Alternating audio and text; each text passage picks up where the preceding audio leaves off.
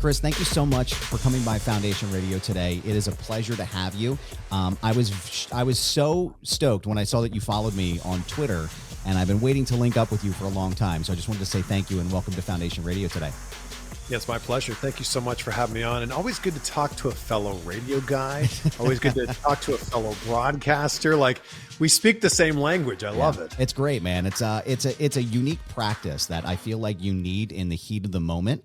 And it's just all about, really, I feel like it's like a couple things. It's repetition. And it's just improv. Like, I feel like if you're a radio broadcaster, you could probably be a really great improv actor, you know, because you just, oh my gosh, it's, or even like a freestyle rapper, you know, think about the mental linguistics you have to do while you're in the middle of a radio set, or you're in the middle of that like 1 minute promo that you have, and you have to hit the post. And it's just like, I mean, we were just doing that, but it's just like, it's the entire, it's this entire mental thing that you have to do in order to make sure you get from one end to the, it's fascinating. Did you ever have any trouble? Yeah. Did you ever have any issues while you were live on air, or did you have the ability to re-record and go back or anything like that? There's no question that being a radio broadcaster made me a better television broadcaster. Like, it made me so much of a better TV host because I was able to be a little bit more free flowing and figure stuff out. But when I first got into radio, I pre-recorded everything. And then I would listen to it back and be like, that's not good enough. And I'd re-record it again. And then I would listen back and go, nope, we got to do that again. And then eventually you just run out of time and be like, well, one of these is going to have to be good enough. We were using a system called Vox Pro. Did you use something like that? I didn't know. I used Cool Edit Pro. There's so many different. Yeah, I mean, there's hundreds of them. Cool Edit Pro was the one that we used. Okay, I used Cool Edit. Like, I think that was the first system I actually learned on. Yeah, but I was recording almost everything. I was pre-recording almost everything. And then after, it took a while, like 6-ish months, I was like, yeah, I think I can talk for 11 seconds on the radio without pre-recording it. Yeah. Like, I think that's an okay thing. I remember one thing that used to trip me up a lot when I was going through like the training and stuff, because I went to a broadcasting school and things, and they were always, the biggest thing was always make sure you're not cussing on the air, make sure you're not swearing and this and that. And it was amazing to me how many folks would trip themselves up while and doing the read-throughs and going through the practices, and then they would drop an F-bomb. And it's like, guys, it really isn't this difficult. You know, like, I'm just like, I'm over here like, you're like, it really isn't that hard though, right? Like, am I just an anomaly, or is this really difficult? But no, I don't cuss very often in my regular life, so it's not hard for me to not cuss on the radio. But I always think, like, picture your mom is on the other side, or your grandma's on the other side of the microphone. And, you know, maybe you might say, oh yeah, I cuss in front of my grandma all the time. And sure, each his or her own, that's fine. Right. But I would say, like, if you're in front of a group of kindergartners, you'd probably be a little bit more careful with what you're doing. So just take that same mindset and bring it into what you're doing in radio. Yeah. I can hear, like I said, I knew right away that you were a radio guy, and you did television, and you've won 4 Emmys. Is that correct? That's what I've read about you. You've won 4 Emmys over the course of your career, which is absolutely incredible. Tell me more about when because I feel like you have to have a passion for this kind of thing, right? Like, one of the things that I discovered really early in my life is I had a natural propensity to just talk to people. I was very curious. I always wanted to know everything about anything. And I felt like I knew just enough about everything to, like, kind of BS my way through a conversation, right? And I sort of translated that into doing stuff on the radio, doing stuff with TV in college, and now here doing Foundation Radio as a full-time podcast rather. Tell me more about when you realized, yeah, I have it. I know I can do it. I still think I'm a pretty introverted person. Like, I think I'm an introverted extrovert, right? Yeah. And I've spent a lot of time in my life trying to be interested rather than trying to be the interesting person. And I think that's like, there's a really big distinction between the two. But I was really introverted. I didn't really come out of my shell till high school, but always loved performing, always loved broadcasting. And if I go way back, I had a Fisher-Price tape recorder when I was 4 years old, with actual cassette tapes. Wow. And I would pretend to be the radio broadcasters that I heard on the radio. So my mom still has those tapes somewhere where I'm pretending to be a radio DJ. That's where I really fell in love with the idea of broadcasting. And I was in some plays in, like, high school and church and, like, growing up. And I was like, I loved the idea of being able to get a reaction out of people, whether you were playing a character on stage and getting people to ooh or ah or laugh, or in high school, I wanted to be the vice president of my student council because the vice president was the person that got to do the morning announcements. Oh, there and that you was go. like my own radio show. So I just love the idea of being able to, I hosted the fashion show, I hosted the talent show in high school. I just loved that idea of being in front of people, having a mic in my hand, and all eyes were on me and all ears were on me. And you kind of guided whether this was going to go well or this wasn't going to go well at all. It's funny you mentioned that, though. I want to go back to what you said, though, about being an introverted extrovert, because I feel like that is probably the most perfect description of me that's ever been done. Like, I want to be the guy in front of everyone. Like, I perfected my Chris Farley impression all the way through middle school and high school, and I would do it for anyone that would watch, but then I would want to be left alone, right? And it's a weird because, like, when you do things like this, it's always, it really is that I think the key to it is not being the person that's interesting, but presenting the other person that you're talking to as the interesting party, right? Almost like as a hype man, right? Have you felt like that's ever held you back, being an introverted extrovert, or do you feel like you've used that to your like full advantage? I think I can turn it on when I need to turn it on, but I am definitely not the life of the party. I'm not the guy who walks in the door and goes, "Hey, everybody, I'm here." I've never been that guy. No. And I actually caught myself a few years ago. I went on a cruise with my parents, and we were sitting in the audience, and they were looking for volunteers in the crowd. And you would think I'd be the first one to jump up and want to be in front of the crowd, doing my thing. And I found myself going, no, I'd rather just watch. I'd rather just watch and like let this play out. I'd actually rather be the guy who's hosting this on stage, rather be the focus of the attention. But I caught myself in that moment going, this is a really interesting observation, that I wasn't the person whose hand first, immediately shot up. Like I wanted to join them on stage. I was just kind of like, no, like I'm happy to just watch this thing. That's crazy. Yeah. And I've never been that type of person either. It's only when I'm doing Chris Farley and I'm trying to get laughs from people is really the only time I want to be like, the person. But I remember too, as a kid, we had the Talk Boy from Home Alone 2, which also had the cassette tapes. Yeah. And I spent a ton of time imagining myself as Mean Gene Okerlund, or as one of the announcers that I would watch on television, Tony Schiavone or Bobby the Brain Heenan, and I would practice being these different people in and out. And I know that you're also a big pro wrestling fan as well, and you do a lot of really incredible interviews on your YouTube channel and on Insight. I really enjoy them. I loved your interview with RVD, and I loved your conversation with Eric Bischoff, which he's been on the show here as well. I feel like for me, as a 90s wrestling fan, like you just can't get bigger than Eazy-E on your program. But tell me about your love of professional wrestling. Has it been there your entire life? Has it been something that you really enjoyed? Tell me your first start with that. I really became a huge wrestling fan during the Attitude Era. So like 98-ish. I was aware of wrestling up to that point, as everyone is. Right. But I got drawn in, and it's kind of crazy how it happened. One of my very best friends named Vince watched wrestling every Monday night. And we did this crazy thing in the 90s. When you had a best friend, you did this crazy thing called talking on the phone. It's wild, right?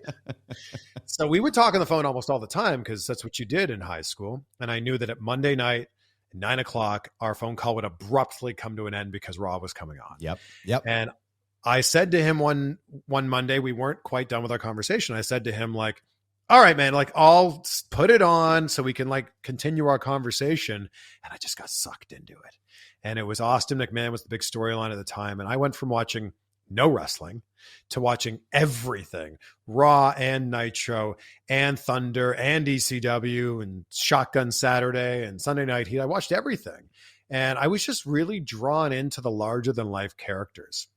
And I always really loved fitness, and I was working out a lot at the time. I just got a gym membership at that time, but I was drawn in by like Triple H was massive at that time. Kurt Angle in amazing shape. Well, I guess he didn't come until a little bit after that. Still in the same timeline. Yeah. Yeah. Ken Shamrock and Chris Benoit. I was just drawn into like how jacked these guys were. And it was like this perfect mix of all of the things that the 16-year-old version of me liked, like together in one. Yeah, there were larger than life figures all the time on television. I was a Raw guy. I got to be honest. I was a Nitro guy up until the point that, like, I guess Finger Poke of Doom. I think that was when it like really turned me off. But I remember being a kid and watching Andre the Giant on TV, and like right at the end of his career, in like 89, 90. But man, there was nothing for me more special than wrestling, and I felt like for me it gave me a sense of community. It always felt like I was a part of something really cool because I was now included in something. I was, being a kid, it's always a weird time and not feeling included in a group. But that sense of community, and I love the way you've translated that into these conversations. Do you think that having that background and knowledge of pro wrestling as your fandom has really helped you propel these conversations that you have because you have that context in your head while you're talking to them? Oh, 100%. I think that that's why my interviews were able to catch on when I first started doing them. Well, we started putting them on YouTube 10 years ago, because I've worked as an entertainment reporter and TV host for most of my career. And we're interviewing people from all different walks of entertainment. So comedians and actors and directors and musicians, all kinds of people. And then WWE was coming to town when I was working in Vancouver. I was working in Vancouver for MTV2 Canada. WWE was coming to town, and I asked my boss, I said, do you think we could interview a wrestler? She's like, yeah, we've done that before. And I went, oh my gosh, I'm going to get paid to talk to a wrestler. This is crazy. So it was so cool to be able to talk to them about the things they wanted to promote. But I also asked questions that I was genuinely interested in as a fan. And really, no one was doing that at the time from the quote unquote mainstream media, where they were talking to wrestlers on the same level as them. Instead of like surface level stuff, you were diving in deep. Like you were talking about like some hidden gems of a match, or you were talking about like moments that happened before or after, or promos. And like the fact that you even knew what a promo was, I think went a really long way. And I would let them know pretty early on. So I would meet them in the lobby of the TV station, and I would let them know really early on, like, I'm a big wrestling fan, or I was at WrestleMania last year, or whatever. And then like all of a sudden it's like, oh, cool. Like you get it. Like you're there, because I still think that, unfortunately, even though wrestling is one of the most watched shows on cable television on a Monday night or a Wednesday night or a Friday night on network television with SmackDown, I still think that there's unfortunately this stigma. If you like wrestling, you get it. You're right in there and you understand the nuances of it. If you don't like wrestling, if you don't watch wrestling, you are on the other end of the spectrum completely, and you don't get it at all. You're still one of those people who will ask the ridiculous question of, don't you know it's fake? To which I always reply to them, like, don't you know that every TV show is fake? Like, you're watching a television program. Like, the reason I'm watching this is because I'm in on it, right? Like, I get that this is basically a soap opera for men, right? Which is now Can you imagine standing outside of Hamilton on Broadway, and as people were coming out going, yeah, you liked it, but then you know it's fake? Like, that's not actually Alexander Hamilton up there. I got to clue you in on something. The DeLorean, okay, it doesn't actually fly, okay, and it's not a time machine. I know you love, but how could you like a movie like that if it's fake? It's so stupid. It's so dumb that you watch it. Like the logic, the level of disconnect that you need. Look, I just want to be entertained. It's a form of entertainment. It's something that spoke to me, and I enjoy this, right? Absolutely. And whenever I use this argument to people who don't like wrestling, they're like, yeah, but they're pretending it's real. I'm like, oh God. So is Seinfeld. They're pretending it's real, like, and they're all pretending that the stuff is funny too. Like there's a lot of pretend that goes into this. There's a lot of suspending of reality that goes into these forms of entertainment. But man, I am very impressed by your catalog, your resume of interviews. I mean, everybody from The Rock to Hulk Hogan to Oprah Winfrey, I saw on your list, which is just like, talk about two ends of the spectrum here. Tell me what it's like for you to be able to utilize all of these skills and be able to talk to people as prolific as Oprah Winfrey and like Dwayne and all of these different avenues that you're taking. What is it about having the ability to ask these questions that allows you? Well, let me rephrase. What is it about your skill set that makes you feel like you're so popular with people when they ask these questions, right? Like, what is it? How, when you ask Oprah, when you're approaching Oprah, what's the first thing that pops into your head? And then how do you overcome that fear? Because I know I would have a fear standing in front of Oprah Winfrey, right? One of the primo entertainers and interviewers of our time.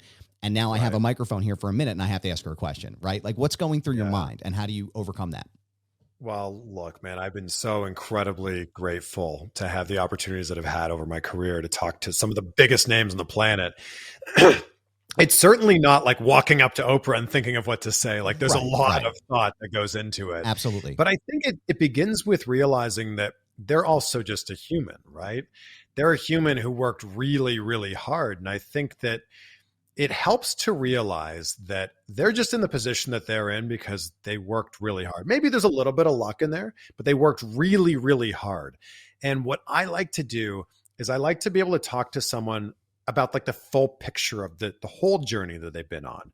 Because so often, especially on social media, we just see the finished product. Right. We just see Oprah with what she's doing now, or Tom Brady with 7 Super Bowl rings. We don't see the path to get there. We just see them at the finished product at the end.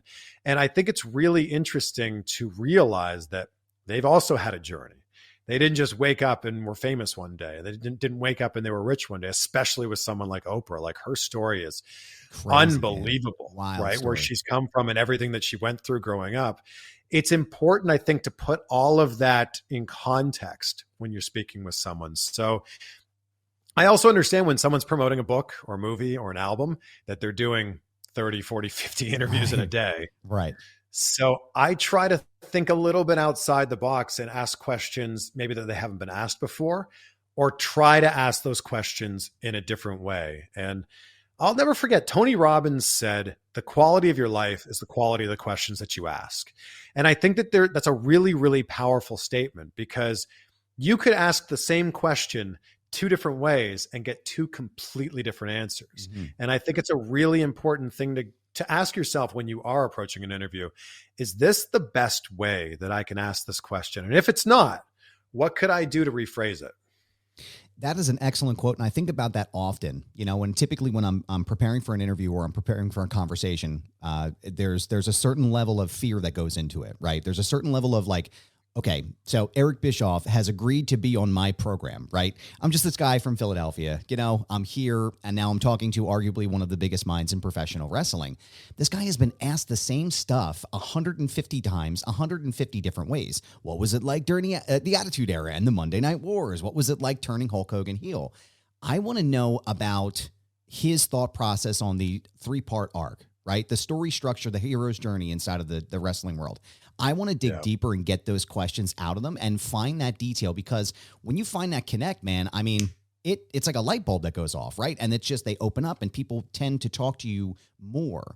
And I think that's what's helped make me a little bit more successful too, is finding that connection with people and finding that way to break the ice quickly and allowing myself to get over that fear. Because I'll admit, like, anytime I go into an interview, whether it's with an Eric Bischoff or, a friend of mine who does music, there's a nerve-wracking energy that comes with that, right? And I think that one of the things I took away from you was, just do it. Right? Like you're on the pin video on your YouTube page is you doing a bunch of stuff that you're afraid of. Right. And like, it's incredible, right? It's inspiring. And it allows me to be like, all right, well, if he can go and swim with an alligator, I can have this conversation with somebody. That was the whole point of that video. The whole point of that video was going, there's too many people on this planet who are scared of things they've never tried. Yeah. Like you would say to them, like, well, would you ever go skydiving? Oh, I would never do that. Or those people that stand on the side of the dance floor at the wedding. Yeah. Like, oh, I'm just not a dancer. Well, you're not a dancer because the story you're telling yourself is that you're not a dancer. Right. Give it a try and then go from there. Now, as far as that video goes, because I got to know, was there anything in that video that you did? Because you did a lot of stuff, right? Is there anything in that video where you were like, right before you did it, you were like, I'm really testing myself. I don't know if I want to do this. Because I think for me, it would have been definitely the reason I mentioned the alligator, because I think that would be for me, like, I don't know, guys, this might be the line. I don't know. The alligator was probably one of the least scary moments, as crazy as that sounds, because the two people that were in there that were handling them, you know, they're professionals. Chris Gillette and Gabby Nicole, she goes by on Instagram. They're like, they go in there and they handle these alligators every single day. Right. And I kind of thought to myself, well, they're no different than me. They're certainly more experienced, but they're no different from me. If they're this comfortable around these alligators, I should also be pretty comfortable around them. So that was actually pretty serene, being in this like swimming pool looking thing, being in like a tank with a 11 or 10 foot alligator. That one was pretty calm. But I did a segment when I was in Miami. I did a segment on the Fox affiliate in Miami where I basically handed them my bucket list and said, can I do this stuff? And my boss said, yeah. We turned it into a segment called Keeping Up with Chris. And it was the stupid little things that you wouldn't think would be scary that ended up being the scariest. Like I did mountain biking, which, you know, kind of sounds a little bit bizarre because there's not a lot of mountains in Miami. Right. But they had built this trail and I was riding my mountain bike on a trail that was, I don't know, maybe like 12-ish, 18 inches wide. And it was winding around. It's made of wood. So it was like raised and made of wood. And we're like winding it around. It was called Highway to Hell. And I took a corner wrong and my front wheel went off and I flew over the handlebars and I face planted and I landed. If I wasn't wearing a helmet, my God, I landed like right on my forehead and my head. And I was like, I looked at my cameraman and I'm like, am I okay? And he's like, I'm like, am I bleeding? He's like, yeah, you're a little bit of blood. Yeah. And it was moments like that where I went, okay. I went into that whole segment every single time. I went into every single one of those segments feeling like I was invincible. Yeah. With the idea that if someone else can do this, then I can do it too. And, you know, sometimes I made an ass of myself and that's what made the segment funny. And sometimes like I would figure something out really quickly and you'd be like, oh man, like I had the long snapper for the Miami Dolphins teach me how to do long snap of football. Wow. And I learned it in like 15 minutes. Not great, but good enough that I could long snap it back 15 yards. Wow. That is incredible, man. That is like, I'm just trying to imagine, because I'm not a sports guy in any way, shape, or form. So like it's basically I'm running down the sidewalk and I'm like, guys, like time out, you know? So is it like, I can't even imagine being in a position where you would have that opportunity. It just sounds incredible, right? For me, again, and I guess for most people, that's what you talk about. It's that level of fear. Like, what are you waiting for? Right. So yeah, I just went into this, like, I went into this with a total beginner's mindset and knowing that every single process can be broken down into like step by step by step. So if someone can just show me like, yeah, you do this, then you do this, then you do this. I'm like, I'll figure it out. If it works, cool. If it doesn't, I just like to swing for the fences. And you'll see that in like my highlight reel of the interviews I've done. I'll just swing for the fences and ask like either really bold like questions. Like I asked Gerard Butler if he would punch me in the face, like do a movie punch. And if he were to say no, it would have just been like, oh, okay, well, you know, I had to ask. Yeah. But if he says yes, it makes for an amazing moment. Yeah. So I figure swing for the fences. If it works out, amazing. And if it doesn't work out, nobody has to know other than like you and Gerard Butler, and that's it. Right. It just hits the cutting room floor, and then that's the end of it. Right. That's it. One thing I like to kind of talk just more current events with everybody, as far as like life in the world in the time of COVID. Right. One of the things that you talked about was talking to your friends on the phone, and one of the things that I've noticed in a lot of your conversations and some of your other interviews is you mentioned the in-person aspect of talking to someone. I really do feel like there's a huge difference between me and you talking right now on Zoom. And I think this conversation would be a little bit different if we were in person. Was it difficult for you to adjust to a Zoom life during some of your conversations with a lot of the interviews that you've been doing recently have been, you know, via Zoom and not necessarily in person? Was it difficult for you to transition there, or did you feel like you missed a step as you were doing it? I didn't even have a Zoom account before COVID started. And remember back, you know, last March when this was only going to last 2 weeks? Yeah. So I had enough interviews to get me through the end of March. Okay.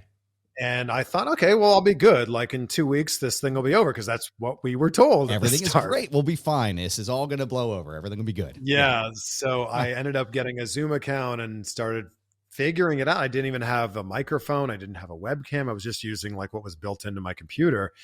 And I kind of gambled that like, I think this is going to last a little bit longer. So I spent the money on buying, a solid microphone. You've got the Rode Podcaster. It's or Pod mic. That's such a great mic. Yeah. I actually had that mic. That was the original mic that I bought. Oh, really? And I really think a big thing in podcasting and YouTube videos is perception is reality. Yes. If it sounds good, people think it's good. If it sounds bad, people immediately think it's bad. Right. So it was difficult because I'd never done a virtual interview for my YouTube channel. They were all done in person. I had done some satellite interviews in my television career where you sit on the set, you're mic'd up, and then they patch them in through satellite and you talk to them pretty much like this. I don't think that really exists anymore. I think it's just all Zoom now. Yeah. It's a lot more streamlined now, Chris. Yeah, everything's one place now. Yeah.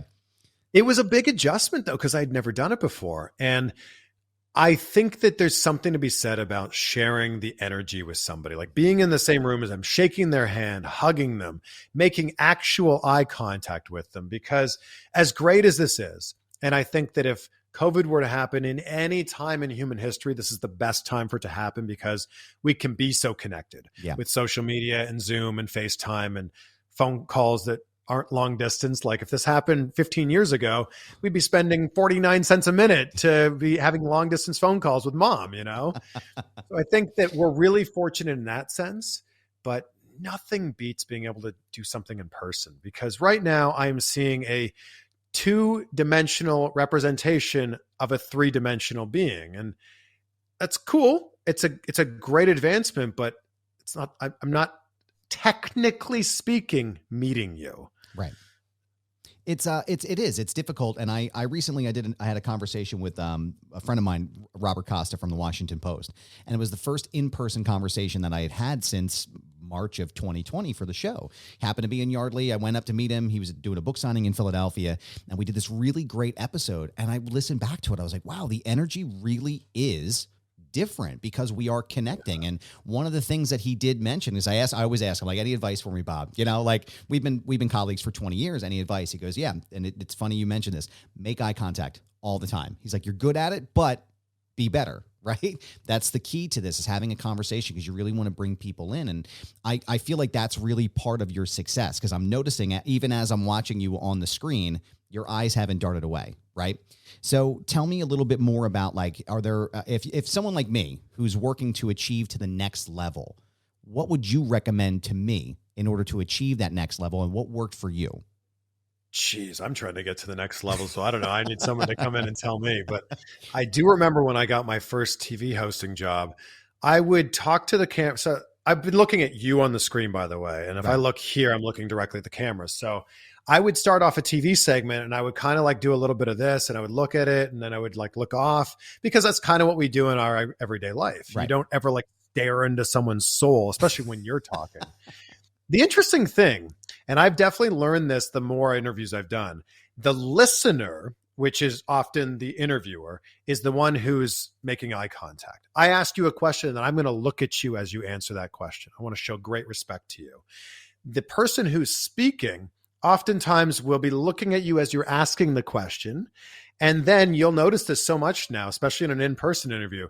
They'll start telling the story, and then they got to think of some stuff, and it's over here, and then they got to think of something else. And it's really interesting now that I pick up on that. So my first TV job, my boss said, you need to make eye contact with the camera lens the whole time. And I went, oh, I haven't been doing that? And she's like, no, you haven't been doing that. And I watched back some videos and I went, oh, you're right. And the second, especially if you're an on-camera host, the second your eyes dart somewhere else, it either A, looks like you're distracted, or B, looks like you have no clue what you're talking about. It's I often feel like that too, because I'm a fidgety person as it is. I just can't sit still. So I'm constantly fighting in my own head about like sitting still for like 5 seconds. Right. And I really feel like that's something that I need to work on for sure. But I noticed that is something that when Bob was talking to me, man, it was dead on accuracy the entire time. And I feel like that is a really important part of conversation as well. But how much do you attribute discipline to your success?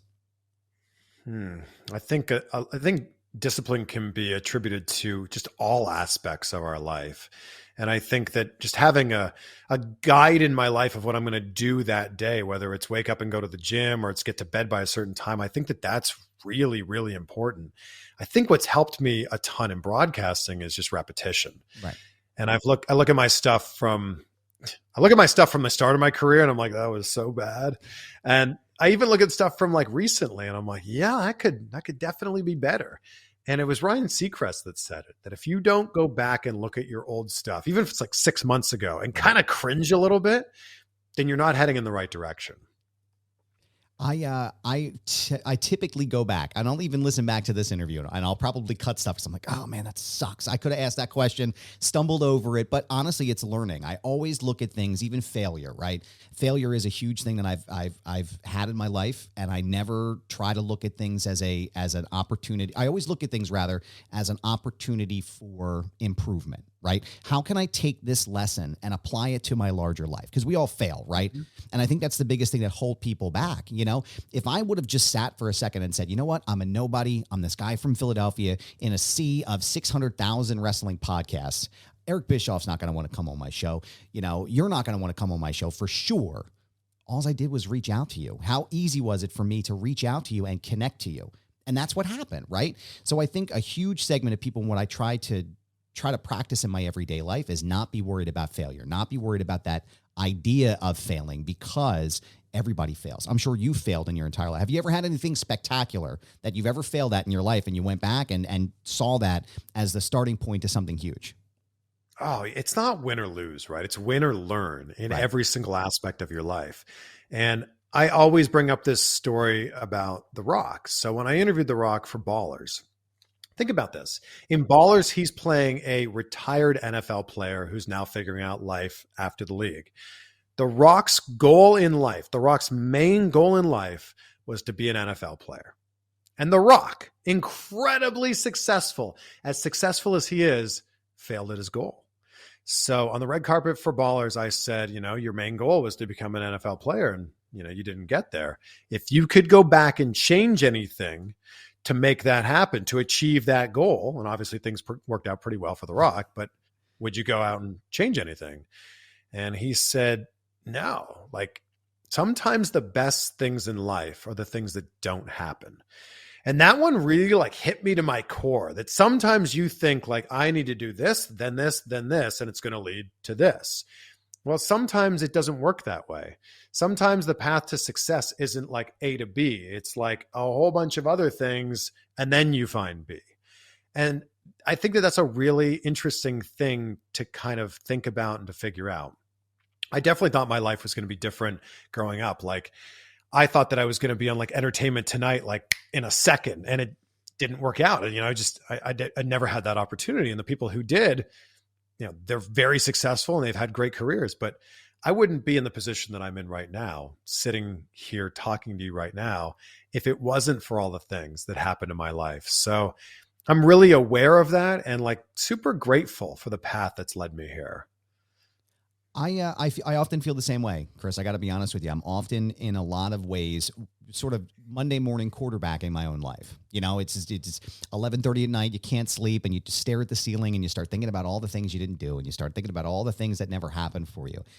And then I realized, like, if I didn't take the chances that I did, and I didn't take the opportunities that were in front of me in spite of the things that were behind me now, I wouldn't be in the place that I am in. And I'm great. I can echo that completely. I am grateful every day to wake up where I am with my family doing this, right? Like, who I would have never imagined doing something like this 15, 20 years ago, right? Talking to somebody on my computer for a show that's going to play on my telephone, you know, like, it's just, to me, it's an incredible journey, and it's incredible to have this platform to do this. But it's wild, man. What life is, I've lost many friends to the opioid abuse. And it's just, I wake up every day grateful to have another day, because a lot of my friends didn't make it to 36. They never made it to 26, you know? So I tend to really look at things that way. I think I learned a really big lesson when I stopped taking things so personally. And it's really hard, like, to not take things personally as a whole, but we're in an industry where you are the product, right? You know, like, your voice or your face and your voice, whether you're on radio or TV, you are the product. And it's really hard early in your career when you're so close to getting a job and you don't get it. It's really hard to not take it personally because, again, you are the product. They didn't say no to you as a job candidate. They said no to you as the product. Right. And I think I started living a much better life when I realized I just wasn't the right fit for that at this time. Yeah. Or they were looking for something different, or I wasn't ready for this opportunity. And the second I started taking things not as personally, I just felt like so much lighter. Yeah. It feels like it's a relief because you said, it's not right. It's not a never, it's a not right now. And eventually I'm going to get there and I'm going to bust my ass to get there. And I'm going to do everything I can to get to that point. And I'm going to take this lesson and I'm going to apply it to everything else. And I think that's really what's helped me succeed and be more successful. One of the things I do always generally struggle with, though, is that level of self-value, though. You know, I feel like you're the kind of person, you are very successful. Do you struggle with those things, with self-value, self-worth, self-love? Is that something that comes into play in any of your thoughts or, you know, any situation in your life? I think it's realizing what your value is, especially if we're going to talk about broadcasting. It's important to know, like, what do I bring to the table and what do I value that at? And I think that we're in an industry here where you have to start out by volunteering. You have to start out by interning, but then you have to get to a point where you go, okay, I've got enough experience where I probably could land a job from this. But I've always kind of gone into this with like a blind confidence, or call it ignorance. I don't know, whatever you want to call it. But I've always just gone in of like, I can do this job. I'm confident that I could do this job. And if I can't do this job right now, I can figure out how to do this job and I can figure out how to be great at it, because I firmly believe that we all have the skills inside of ourselves to do anything we want to do. It's just a matter of, do you want to cultivate those skills? Do you want to work with the best coaches and the best trainers? Do you want to put the time in? Do you want to put the 10,000 hours of Malcolm Gladwell, of that time in to do this? And I think a lot of people will be met with failure and then they will end, and that'll be the end of their journey. I think they'll go, oh yeah, I tried to do that one thing and it didn't work out, so I guess I wasn't meant to do that thing. It's like, well, or you could have, or yes, that's one option. Yes. Or you could have learned from that and got better. And then the next time you were met with failure, you'd be a little bit more prepared for it. So I go into it like, I'll figure this out. I will try my best and we'll go from there. Is there anything that you haven't done yet that's on your radar that you hope to be doing within the next year or two? Or maybe next month? What is something that's on your current bucket list? I've been really throwing around the idea of writing a book. So I think I need to, instead of just making this an idea that I throw around, I think it needs to be something I commit to. And then I need to set a timeline for that. And then I need to just make it happen. So a book, it's something I'd like to put out there. I did a podcast episode recently. And it was very similar to this thing you're talking about, the bungee jumping and swimming with alligators and all that. I called the episode, "What the F Are You Waiting For?" And it was just the idea that, like, there are a lot of people who want to do something in their life and they're right up there on the edge. And they just need to take that step off and do it. And they don't. And for some people, they never take that step. And the podcast episode was basically like, what the F are you waiting for? Like, you're probably going to stumble. You might even fail, but everybody does. The journey of 10,000 steps begins with a single step. But once you take that first step, it's so much easier to take the second, and then the third, and then the fourth, and then you just kind of get a momentum going. So I think I'm looking into writing a book that has a theme like that. Maybe we even call it "What the F Are You Waiting For?" Not a bad idea. That's probably, it's going to definitely jump out at you for sure. It's definitely going to be something. If that was sitting on someone's coffee table, you'd pick that up and go, huh, what's that? I hope there's cussing in here. Let me take a look. No, I would definitely read that book because, again, I need that. It's you were definitely an influence on me when I first really started taking Foundation Radio seriously. and looking into, wow. studying different people and listening to different people's techniques and conversation styles. You were one of the people that I looked to for guidance and just as an example, right, as a template as to what I could do. And when I stopped caring how many people were downloading my episodes and stopped caring about whether or not I stumbled over a question, or if I sounded like an idiot in one section of the show, I just put out the best product that I could. And really, I wanted to take this opportunity to say thank you for the tools and the tips and the confidence that you've given me in order to produce this show and in order to continue to take the steps that I'm doing. So I just wanted to say thank you to you for that. Oh, wow. Well, that's very kind of you. And I have done nothing. You have done all of this yourself. I think that it's important to look at other people in the industry and go, I like a little bit of this, a little bit of this, a little bit of this. But at the end of the day, it's you, and you're the one that's putting in the efforts. So my hat's off to you. I'm not even wearing a hat, but it's off to you. Well, listen, if we wore the hat, then they wouldn't be able to see the hair because, guys like Can't us, mess up the hair. we got to make sure it's showed off. It's the whole thing, the parts and all. Now, I appreciate that. I do want to talk about Back to the Future, though, because I am staring at your shirt. I'm wearing the shirt. Because we talked about my friends here at Terror of Planet X, and we're talking about the DeLorean. How much of those like sort of sci-fi movies, I guess, is Ghostbusters your favorite? Did you get a chance to see the new Ghostbusters? Is Back to the Future? Like, tell me a little bit more about that in your life, because I feel like there's this intersection with a lot of people that I speak to with pro wrestling and the sci-fi films. So tell me a little bit more. Is it a fandom like me, or is it just more of a casual watch? Well, I love film, and I've worked as a film critic for a good part of my career. So I love all kinds of films. This is my most exciting time of the year when all the award films are coming out, and we're going to get into Oscar, stuff soon. The reason I love Back to the Future really doesn't have anything to do with the sci-fi aspect of it. I just genuinely think it's the perfect film. I think the soundtrack is amazing. I think the characters are written beautifully. I think the movie as a whole tells an amazing story. And what I love about it is at the core of this movie, it's not about time travel and it's not about a love story. It's about the decisions that you make today affect your future. And when I started thinking about it in that way, it blew my mind. Like the idea of like when Marty's trying to align his parents' meeting, it's like if George McFly isn't spying and falling out of a tree, he never gets hit by a car and they never meet. And that's what blew my mind, the whole butterfly effect of it. And I think about that in my daily life all the time. Like, what if I ran through this yellow light or I stopped on this yellow light? Like, does your life change drastically? I don't know. Possibly. It could. I think about this stuff all the time. And I think about this often when you're invited to go out to drinks or dinner or an event or something, and maybe you're not feeling up to it. And I always just think to myself, what am I missing out on?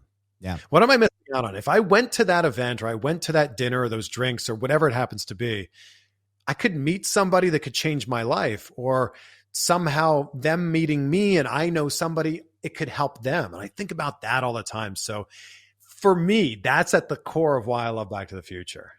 I agree, man. Now, I have to say I'm particular. I know this might be a controversial take. I might get drug on Twitter for this, but that's okay. That's okay. I'm accepting this. I'm actually partial to Back to the Future Part 2. And for the same reasons. I was just hoping you weren't going to say Part 3. Jeez. Dude, come on. Now, listen, that's a bridge too far for me, sir. Now, I mean, look, number 2 is one of those, for the exact same reasons that you mentioned. It's because of this idea that, Marty's already fixed it. He's fixed everything. Now he's got to go back and fix it again it's just like, it's just this incredible sort of, like you said, the butterfly effect of life. Like, how many real life decisions do I make on a day-to-day basis that could affect literally everything? If I decide to have a sandwich for lunch instead of sticking to my food plan, I'm not going to meet my goals. But I could, do something else. I couldn't, I'm going to go to Wawa. And then if I go to Wawa, I could see my best friend that I haven't seen in 20 years. It's just like, it's an incredible thought process and a thought experiment. I find that so fascinating, man. I really do. Dude, I could we talk could about do this an stuff all entire day. episode. Absolutely. We could do an entire episode about that. Next year, 2022, you and I will do an entire episode on Back to the Future. My gosh. As a film critic, though, I got to ask you, I got to find out. I always like to ask people about this. this idea of, you see it a lot with, and I mentioned Ghostbusters, but you see it with Ghostbusters, you see it with like Batman, this toxic fandom. Star Wars is another great example of this. The toxic fandom about people not feeling as if they're included inside of a world that they've sort of like connected with, right? Star Wars, The Rise of Skywalker, and The Last Jedi, hugely controversial movies for, right or wrong reasons. Why do you think people are so toxic about things that happen in a movie, right? Whether it's a person of color that's a main character, whether or not it's an LGBT, character that's inside the movie, whether or not it's an all-female cast. What do you think drives people to feel so toxic about these fandoms that they have and to lash out as hard as they do? Do you think that has anything to do with the film itself, or do you think that has more to do with the person who's making these claims and having these conversations? I just think it's now everybody has a voice. I just think that that's the bigger thing. Like, if I was really mad at the original Star Wars in the 70s, what was I going to do? Was I going to write a letter to the movie studio? Like, that's the difference. So I don't think it's changed. It's just that all of our voices now, because of social media, are now on an even playing field. Whether you have 1 million followers or you have 15 followers, you put it out into the Twitterverse, and it has the ability to be seen by literally every Twitter user. So I think it's always existed. It's just now it's a lot louder. And I also think that people who are critical of something always yell a little bit louder than the people who have a positive review of something. If you love something, and this is like the whole Yelp thing, right? Oh God, if you go to a restaurant and the experience was as you thought it might be, you probably aren't leaving a Yelp review because it met your expectations. If your expectations weren't met and it was lower than that, you're probably pretty upset and you're probably going to leave a review. If your expectations were exceeded, I'm guessing maybe one in 10 of those people might go, you know what? Joe went out of his way and made this an exceptional time for me. But I think it's when you feel like maybe it's a personal attack or you feel slighted, that's when you want to yell the loudest. I think there's a huge segment of this as far as wrestling too, because, you and I are involved in the wrestling Twitter world. There was several things that just happened yesterday that took place on Twitter. And I feel like there's that difference. It feels very toxic a lot of times when you have WWE fans and AEW fans that are just constantly screaming at each other on Twitter, constantly making personal attacks. It's like, guys, we're all a part of the same world here. We're all literally watching the same things, right? There are definitely things that I dislike about AEW. There's definitely things I dislike about WWE. But you know what? I'm still watching, guys, because I like this. And I want to see this succeed, right? Like, of course I want to see this. You're right. I think there's a lot of people who have a lot of opportunity to have a voice and feel heard. But I do think the wrestling Twitter world, man, I have to take a step back. I have to mute my phone and put it down. I'm sure you've seen it because you did some work with AEW. So I'm sure right away, oh my God, he's an AEW arc and, he's sold out and this, that, and the other. I can't even imagine the level of things that the content that came to you after that. I just don't engage with that stuff anymore. Yeah. After CM Punk debuted, I put out a tweet and I said, basically, what a moment. Yeah. I don't know how SummerSlam is going to top this. So I'm just basically saying, this was really cool. Is there also going to be something this weekend that is also really cool? Right. And people read that. Like context, right? Literally wow. And I said the same thing. This is freaking amazing, right? CM Punk back in wrestling anywhere. He could have showed up at GCW and it would have been the same pop, right? Absolutely. Now we have him back. It's like, we have him back, right? Like he's ours, but he's here. To me, when I read that, I was like, absolutely. My first thought was, what is WWE going to do to top this, right? So what was the response? But it was read as AEW is awesome and WWE isn't. And I went, what a stretch. Yeah. What a stretch. And also it's really interesting that you talk about the fandom and AEW versus WWE. Try explaining this to someone who's not a wrestling fan. Try explaining to them that I like wrestling, but I only like one of the television programs and not the other television program. Are you telling me if you're a WWE fan and you were out in the wild, outside of a wrestling event, and you saw someone wearing a Bullet Club shirt, that you wouldn't go up to them and be like, "Hey, man, cool, too sweet." Right. Of course you would. You're all in the same universe. everybody just coexists together. These guys all know each other, and they're all laughing at us because we're all having these arguments about whether or not Roman Reigns or Kenny Omega is better. But it's just this idea that, like, I think people just get too serious. They get too wrapped up with it, and they tend to lose their facilities when it comes to this. And it just, for me, as far as like even with my wife, when she reads some of this stuff, it turns her off from watching or wanting to be more involved in the community. And I think it's a shame. I really do. But as far as movies, though, I got to ask you, what has been your favorite film so far this year? Has there been anything that you've liked? Has there been anything that you've disliked? I'm going to ask you the hard questions here, Chris. Is there anything that you've really disliked this year? That I really disliked? Yeah. I'm sure there's lots of things that I really disliked. Well, what's been your favorite? Man, it's also really tough for me to like get a gauge of like, did I see that this year? Did I see that last year? Everything's blending the time is just melting together with the pandemic. Yeah, it just never stops. It seriously is.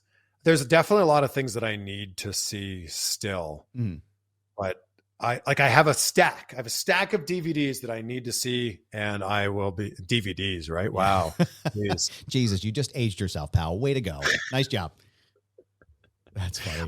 I just saw Red Notice recently, and I'm like, man, you know what?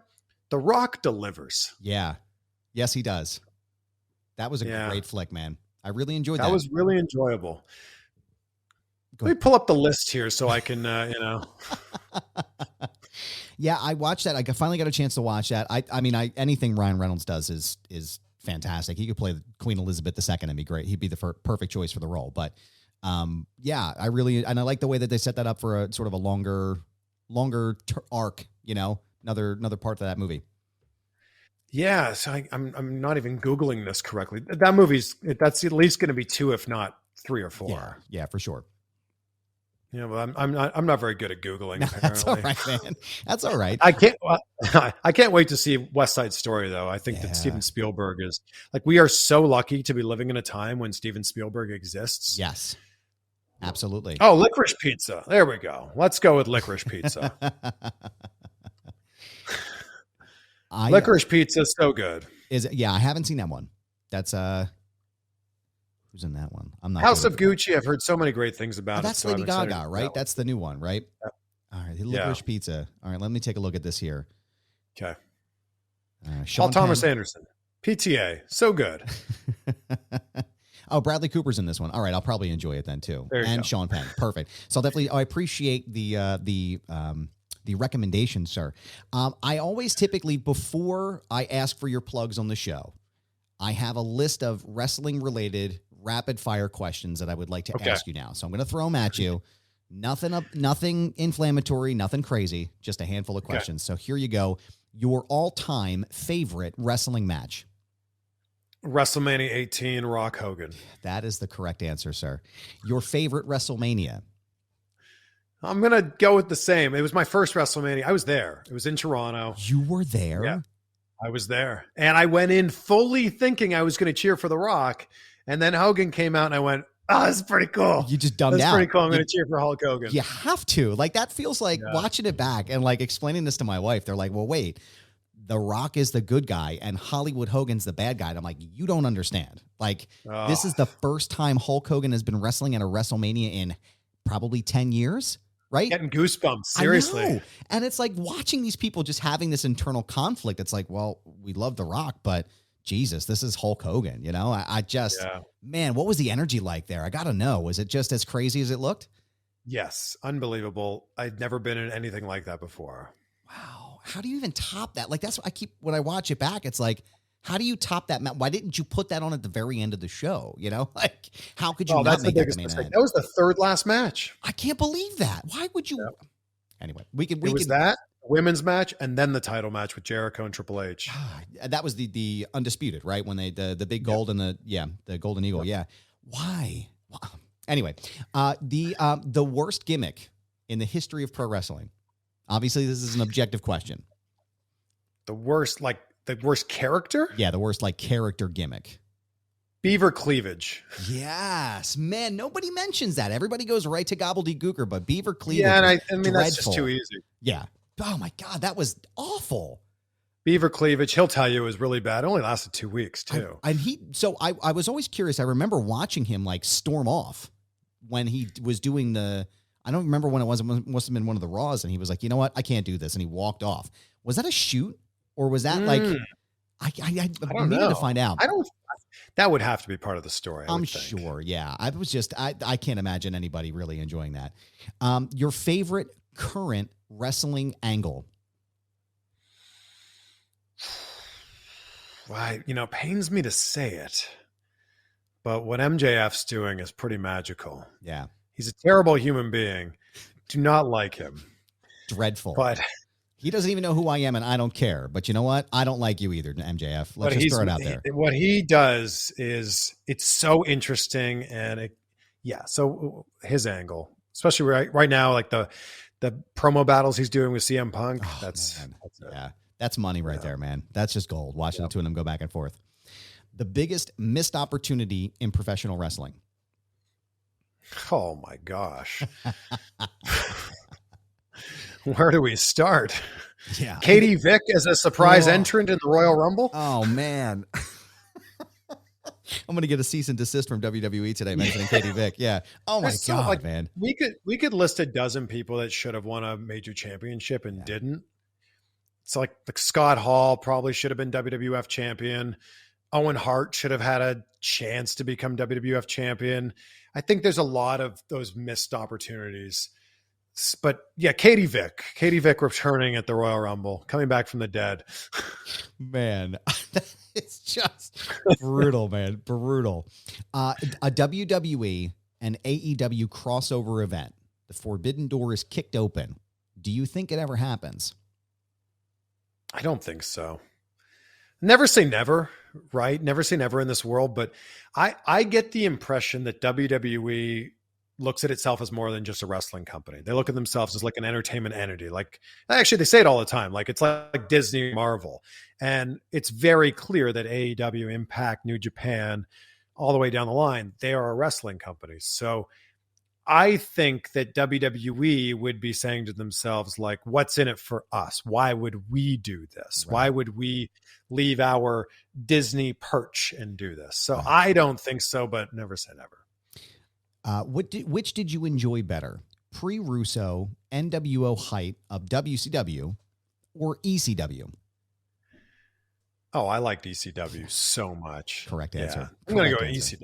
Yeah. That is the correct answer, sir. Well That's done. Nothing against Nitro. They did some pretty fun things in Nitro, but ECW, magic. I mean, and you have to, like, going back and watching some of that stuff, it doesn't really age all that well. Like, I went back and watched some stuff and I was like, ooh, I don't know about this. Yeah. But it really was, when I think about that, I was like, wow, I felt like a rebel, like I was in Philly, outside of Philadelphia, Delco, actually, in Delaware County, watching ECW. I think it was on like WGTV or one of those like small stations where you had to move the antenna around to get the signal in order to watch it at 2:00 in the morning on like a Friday night. I'm at my grandmother's house on 17th Avenue watching this stuff. And like, it just felt like, again, like you were a part of something, like you were part of this like underground movement. And it just, it's so magic, man. It's just such a wonderful memory for me. NWO or DX? I was more of a WWF fan at the time, so I will say DX. But with that said, DX wouldn't really exist if it wasn't for the NWO. I just think the NWO lost us when they added too many members. And I think that anybody in the NWO would agree with that sentiment, that the core group of the NWO was awesome. When they had like 46 members, it's like, we started adding Vincent and Stevie Ray, and things are really going off the rails here, guys. Yeah. So I'm going to throw 3 all-time potential matches at you, and I want you to just pick who goes over, okay? First one is Hulk Hogan versus Steve Austin. Like now? Back in at the prime of their career. Hollywood Hogan versus Stone Cold at the prime of their career. I would have to think it goes the way that Rock and Hollywood Hogan went, so Austin would go over. Same thing here, Sting and The Undertaker. Sting and The Undertaker. Oh, yeah. I don't know if either of those guys would want to lose. I'm going to say that The Undertaker wins. And here's where I'll tell you my thought on the biggest missed opportunity in professional wrestling, besides the invasion, right? Was Sting and The Undertaker doing the cinematic match. That to me will always be the biggest missed opportunity in professional wrestling. Yeah. You had the opportunity to take two guys at the very end of their career, realistically, right? Undertaker was definitely at the twilight of his career. Sting is getting there, if he isn't there already. And he may not be medically cleared completely. We know now, right? But the idea of doing that again, right? My thought immediately went to like a Firefly Funhouse idea, right? Take this idea where you look at Sting, put him as the John Cena, right? Take him, he's like this character, he's this larger-than-life guy, he's the one who saved WCW, and Bray Wyatt takes him through this whole thing. You know what I mean? Like I had this whole vision in my head of a really cool idea that could have been done with that. And I just don't know why it never happened, man. I just can't figure it out. So, and then the final one, Roman Reigns and Kenny Omega. Right now? Jeez. I would have to think Roman Reigns wins that one. Yeah. As much I'm not saying one person or the other should or shouldn't win. Right. I would just think probably makes more sense. And then we'll eventually get Roman Reigns and The Rock. Yeah, dude. Well, there you go. Who's going to go over on that one? Let me ask, since you are friends with Dwayne, who goes over? Yeah, you guys are homies. I can see you texting him off to the side. I get it. I know it's a very, very busy guy. So who do you think is going to go over when it happens? It's not if at this point, it's when. No, I think it's pretty obvious who wins that. Roman Reigns wins that. Yeah. And it's The Rock passing the torch to Roman Reigns. I don't think there's any other answer besides that. I'm excited. I think, and that may be The Rock's final match. The Rock turns 50 next year. Wow. That's crazy to think. The Rock turns 50 next year, and I would think The Rock headlines WrestleMania in Hollywood. He has and to. I think a lot of that is just The Rock going. The Rock will be 49, almost 50, because his birthday's in May. I think that's more of The Rock going like, "Can I still do this? Can I still do this?" Yeah, and the answer is obviously yes. Absolutely, yeah. Now, I promise, I said it was going to be one more question, but now I promise this is one more question. Roman Reigns has had the run of his career right now. I mean, to me, there's nothing better than the bloodline on TV. That entire storyline is solid gold. Is there anybody that can knock him off his perch before The Rock, right? Like, let's take The Rock out of the equation, because I really don't think there's going to be a title involved in that match in any way, shape, or form, because I think it means more than the title, right? Who knocks Roman Reigns off his perch? I guess the match we're leading up to is Brock and Roman at WrestleMania.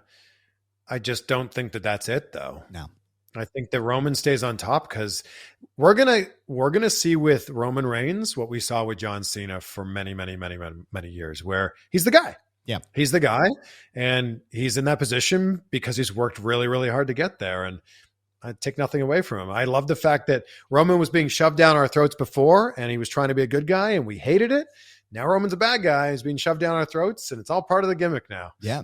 And honestly, I think two things really helped. That was the pandemic and the time that he took off, but also I have to give a lot of credit to Baron Corbin, because I think that feud that they had for what felt like 60 years, that really helped solidify Roman Reigns back with the fan base, because you notice people were turning the tide on him and things were changing. And even though it was like dog food and silly stuff like that, I was in the live crowd in Philadelphia while they were wrestling, and you could feel the energy for Roman Reigns, and people were really behind him. And I think both of those things really sort of played the same role. But I mean, I want to say Drew McIntyre is the guy that goes over, but I don't know, man. I don't think it's going to happen. But where can everybody, if they don't know where you are, which I would be surprised if they didn't, but if they don't know where you are, where can they find you on social media? Where can they find all of your stuff online? Tell them where they can find you, Chris. Well, thank you so much for having me on here. Absolutely. Wherever you listen to this, you can find my podcast, Insight with Chris Van Vliet. And I'm on YouTube at just Chris Van Vliet. And then same on all social media, it's just my name, Chris Van Vliet. So thank you so much for this conversation. We talked about so many different things. This is a blast. I appreciate it, man. Thank you so much. And like I said, I got to thank you for your all of the confidence you give me to do this, and really helping me take the next step into doing this. So Chris Van Vliet, thank you so much for your time, man. I really appreciate it. Thank you. Appreciate you.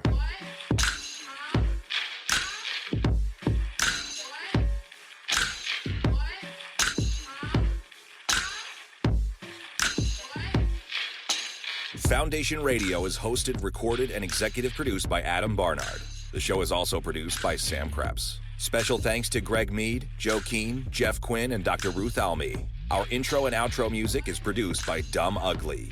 Find this episode and our full archive at foundationradio.net. Follow us on Instagram at foundation_radio. Be sure to subscribe on Apple Podcasts, Spotify, and anywhere else you get your favorite podcasts. This has been a Foundation Radio production. Butts Carlton, proprietor.